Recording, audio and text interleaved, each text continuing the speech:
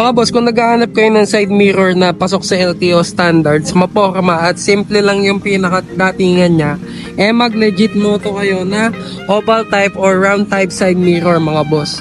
So maganda sa side mirror na to mga boss is nakabend na yung pinaka-stem niya. So mas maganda yung lapat or yung tindigan sa motor natin. Tapos naka-chrome stem na din yan para mas maganda yung looks, mas malinis tignan kasi nga chrome na.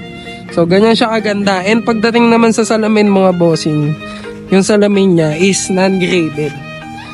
Non-graded yan mga boss. Tapos, pasok pa yung 4 fingers niyo dyan.